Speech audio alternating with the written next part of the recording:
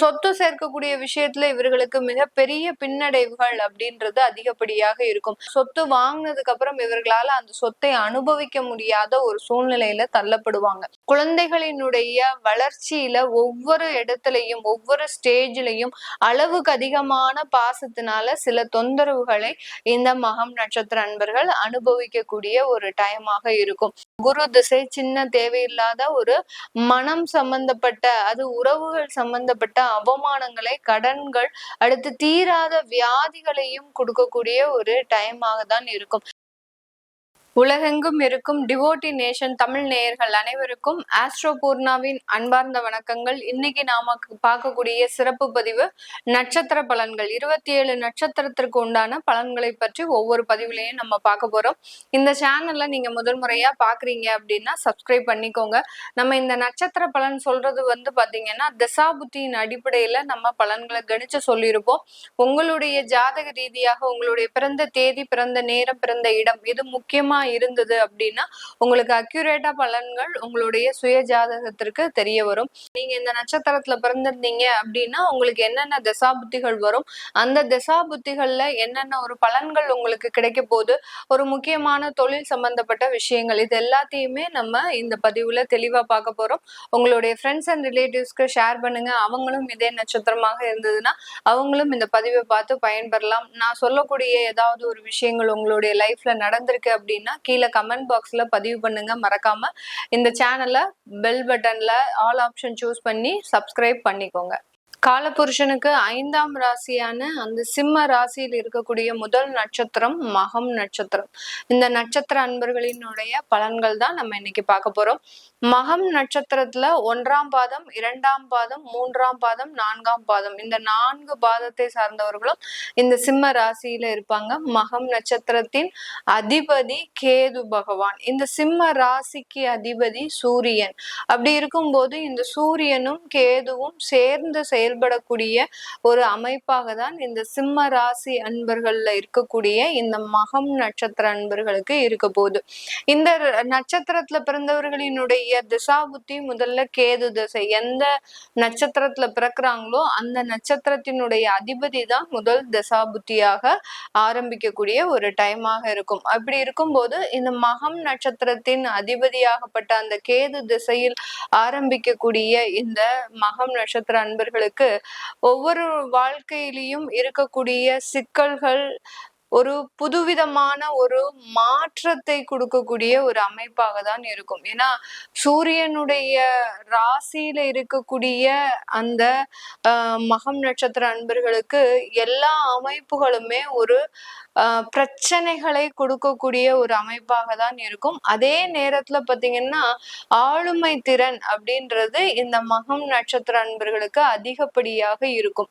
அந்த ஆளுமை திறனையும் அனுபவிக்காத ஒரு நட்சத்திர அன்பர்கள் நம்ம மகம் நட்சத்திர அன்பர்கள். நல்ல ஒரு மேனேஜ்மெண்ட் ஸ்கில் இருந்தா கூட அதுல பெரிய அளவுக்கு இவர்களுக்கு விருப்பம் இருக்காது. மற்றவர்களுக்கு இடம் கொடுத்தே பழக்கப்பட்டவர்கள் நம்ம மகம் நட்சத்திர அன்பர்கள். எல்லாருக்கும் வழிவிடுவாங்களே ஒழிய தன்னுடைய வாழ்க்கையில நம்ம முன்னேறி செல்லணும் அப்படின்றது இவர்களுக்கு கொஞ்சம் குறைவாக தான் இருக்கும். மற்றவர்கள் இவர்களை பிடித்து வளர்ந்து செல்வார்கள். அந்த அளவிற்கு இவர்களினுடைய ஒரு திறமை அப்படின்றது மிக பெரிய அளவுக்கு இருக்கும். எல்லாருக்கும் ஒரு வழிகாட்டியாக இருப்பார். எப்படி ஒரு குருவாகப்பட்டவர் தன்னுடைய சிஷ்யனுக்கு ஒரு வழிகாட்டியாக இருக்கிறாரோ அதே மாதிரிதான் இந்த மகம் நட்சத்திரத்துல பிறந்திருக்கிறாங்க ஒரு வீட்டுல அப்படின்னா அவர்களை பிடித்து மற்ற நபர்கள் எல்லாருமே வாழ்க்கையில முன்னேறக்கூடிய ஒரு அன்பர்களாக இருப்பாங்க. இந்த மகம் நட்சத்திர அன்பர்கள் தன்னுடைய வாழ்க்கையில அதிகப்படியான விஷயங்களை சாக்ரிஃபைஸ் பண்ணிக்கிட்டே இருப்பாங்க. அதாவது தன்னுடைய வாழ்க்கையில அந்த சுக்கிர திசையில கூட பெரிய அளவுக்கு ஒரு ஆடம்பரமான செலவுகளை அனுபவிக்காத ஒரு நபர்களாக தான் இருப்பாங்க. கேது திசை 7 வருடம், அதுக்கப்புறம் சுக்கிர திசை ஆரம்பிக்குது அப்படின்னா அந்த 20 வருடத்துல கூட அந்த கல்லூரி பருவத்தையோ இல்ல வாலிப பருவத்தையோ அனுபவிக்காத ஒரு நபர்களாக தான் இந்த மகம் நட்சத்திர அன்பர்கள் இருப்பாங்க. அந்த அளவுக்கு அந்த சூரியனுடைய ராசியில இருக்கக்கூடிய இந்த நட்சத்திர அன்பர்கள் தன்னுடைய வாழ்க்கையில மற்றவர்களுக்காகவே வாழ்ந்து கரையக்கூடியவர்களாக இருப்பாங்க. அதே சமயத்துல பொறுப்புகள் அப்படின்றது இவர்களுக்கு தான் அதிகமா இருக்கும். குடும்ப பாரம் அப்படின்னு சொல்லக்கூடிய அந்த குடும்ப பாரத்தையும் சுமக்கக்கூடியவர்களாக இருப்பார்கள். இவர்களினுடைய திருமண வாழ்க்கை பாத்தீங்கன்னா இந்த சுக்கிர திசை கழிந்து அந்த சூரிய திசையில தான் அமையக்கூடிய ஒரு அமைப்பாக இருக்கும். சூரிய திசையிலையும் அந்த சந்திர திசையிலையும் ஏற்படக்கூடிய ஒரு அமைப்பாக இருக்கும். திருமண வாழ்க்கையிலையும் இவர்களுக்கு பெரிய அளவுக்கு ஒரு விருப்பம்ன்றது இருக்காது. இந்த மகம் நட்சத்திர அன்பர்களுக்கு இவர்களினுடைய வீட்டுல இருக்கக்கூடியவர்கள் தான் அவர்களுக்கு திருமணம் செய்து வைக்கக்கூடிய ஒரு தன்மையில இருப்பாங்க. இவர்களா விருப்பப்பட்டு நம்ம திருமணம் செஞ்சுக்கணும் அப்படின்றது இவர்களுக்கு பெரிய அளவுக்கு இருக்காது. அதே சமயத்துல அந்த காதல் போன்ற தோல்விகள் அதிகமாக இருக்கிறதுனால எப்போதுமே ஒரு மூட் அவுட்டாவே இருப்பாங்க. இவங்க இந்த மகம் நட்சத்திர அன்பர்கள் பாத்தீங்கன்னா அந்த மனம் சார்ந்த சில சிந்தனைகள்ல பெரிய அளவுக்கு பலவீனமாக இருப்பாங்க. நமக்கு ஏதாவது நெகட்டிவா நடந்துருமா, நம்மளை விட்டு மற்றவர்கள் பிரிந்து போயிட்டாங்க அப்படின்னா அதை நம்மளால தாங்க முடியுமா, இப்படி இந்த மாதிரியான எதிர்மறை சிந்தனைகளில இருக்கக்கூடிய இந்த நட்சத்திர அன்பர்கள் அந்த திருமண வாழ்க்கையில பெருமளவு ஈடுபாடு இல்லாத நபர்களாக இருப்பாங்க. அதே மாதிரி அந்த சூரியன் கேது அந்த சேர்க்கை இருக்கிறதுனால பாத்தீங்கன்னா அப்பா கிட்ட அதாவது தந்தை கிட்ட பெரிய அளவுக்கு பாசம் வைக்காத ஒரு அன்பர்களாகவும் இருப்பாங்க. தந்தையும் இவர்களிடம் பெரிய அளவுக்கு ஒரு அந்யோன்யமாக ஒரு பாசமாக சில சப்போர்ட்டிவாக இருக்கிறதுக்குன்றது இவர்களால முடியாது. அப்படியே இவர்கள் பாசமாக இருக்கணும் அப்படின்னு நினைச்சா கூட தந்தையை பிரிந்து வெளியூர்லயோ வெளிநாட்டிலயோ இருக்கக்கூடிய ஒரு அமைப்பு தான் இந்த மகம் நட்சத்திர அன்பர்களுக்கு இருக்கும். எப்போதுமே ஒரு ஓட்டமா ஓடிக்கிட்டே இருப்பாங்க இந்த மகம் நட்சத்திர அன்பர்கள். ஒரு இடத்துல ஒரு நிதானமாக செயல்பட்டு சில விஷயங்களை செய்யணும் அப்படின்றது இவர்களால செய்யவே முடியாது. ஒரு வருமானத்திற்காக ஒரு ஓட்டம் அதிகமாக இருக்கும். அதே சமயத்துல சொத்து சேர்ப்பதற்காக சில விஷயங்களை அதிகப்படியாக பிரயத்தனங்களை பண்ணுவாங்க. அந்த சொத்து சேர்க்கக்கூடிய விஷயத்துல இவர்களுக்கு மிகப்பெரிய பின்னடைவுகள் அப்படின்றது அதிகப்படியாக இருக்கும். எந்தெந்த இடத்துல எல்லாம் இருக்கும் அப்படின்னு கேட்டீங்கன்னா, சொத்து வாங்கினதுக்கு அப்புறம் இவர்களால அந்த சொத்தை அனுபவிக்க முடியாத ஒரு சூழ்நிலையில தள்ளப்படுவாங்க. அடுத்து அந்த சொத்து வந்ததுக்கு அப்புறம் அந்த குடும்பத்துல மிகப்பெரிய அளவுக்கு சண்டை சச்சரவுகள் அப்படின்ற ஒரு அமைப்பு அதிகப்படியாக இருக்கக்கூடிய ஒரு நேரமாக தான் இந்த மகம் நட்சத்திர அன்பர்களுக்கு இருக்கும். இப்படி அந்த ஒரு சுகத்தை தேடி போகும்போது இந்த மகம் நட்சத்திர அன்பர்களால அதை அனுபவிக்க முடியாத ஒரு எல்லைக்கு ஆட்படுறாங்க இந்த நட்சத்திர அன்பர்கள். இவர்களினுடைய அந்த குழந்தை பேரு அப்படின்னு சொல்லக்கூடிய இந்த மகம் நட்சத்திர அன்பர்களுக்கு குழந்தை பாக்கியம் ஒரு நல்ல ஒரு அமைப்பாக இருந்தா கூட அதுல சில தடைகள், சில தேவையில்லாத தாமதங்கள், வரக்கூடிய வரன்கள் என்ன பண்ணுவாங்க, இப்போதைக்கு குழந்தை வேண்டாம் அப்படின்னு அதை நிறுத்தி வச்சிருப்பாங்க. இவர்களால அந்த குழந்தை அமைப்பு தடுக்கப்படாவிட்டாலும் வரக்கூடிய வரன்களால இந்த மகம் நட்சத்திர அன்பர்களுக்கு குழந்தை பிறப்புல சில தடைகளும் தாமதங்களும் இருக்கிறதுக்கு உண்டான ஒரு அமைப்பாக இருக்கும். அப்படியே திருமணம் ஆனதுக்கு அப்புறம் ஒரு குழந்தை பாக்கியம் உடனே கிடைச்சிருச்சு அப்படின்னா அந்த குழந்தைகளினுடைய வளர்ப்புல மிக பெரிய அளவுக்கு தொந்தரவுகள் இந்த மகம் நட்சத்திர அன்பர்களுக்கு இருக்கும்.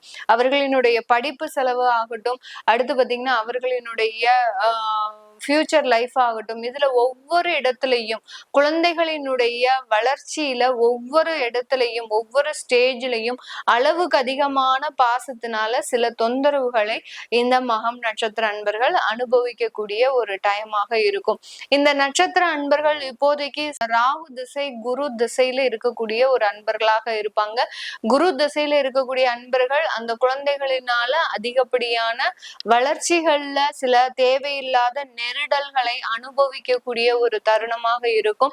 அந்த குழந்தைகள் உங்களுக்கு கட்டுக்கடங்காம போகிறதுக்கு உண்டான ஒரு வாய்ப்பு அதிகமாக இருக்கும். நான் முதல்லயே சொன்ன மாதிரி தந்தையினுடைய பேச்சை இந்த மகம் நட்சத்திர அன்பர்களின் குழந்தைகள் கேட்கவே மாட்டாங்க. அந்த அளவுக்கு அந்த குழந்தைகளினுடைய விஷயத்துல மிகப்பெரிய அளவுக்கு ஒரு பிரிவுன்றது இந்த நட்சத்திர அன்பர்களுக்கு அதிகமாக இருக்கும்.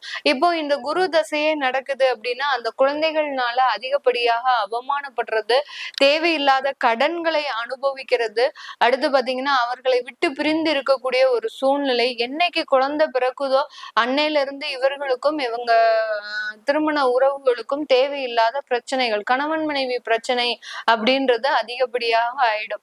அந்த குழந்தை பிறந்ததுக்கு அப்புறம் ஒரு விவாகரத்து வரைக்கும் செல்லக்கூடிய ஒரு நேரமாக தான் இந்த நட்சத்திர அன்பர்களுக்கு அதிகப்படியான ஒரு தொந்தரவுகளை அந்த குழந்தை மூலமாக கொடுக்கும்.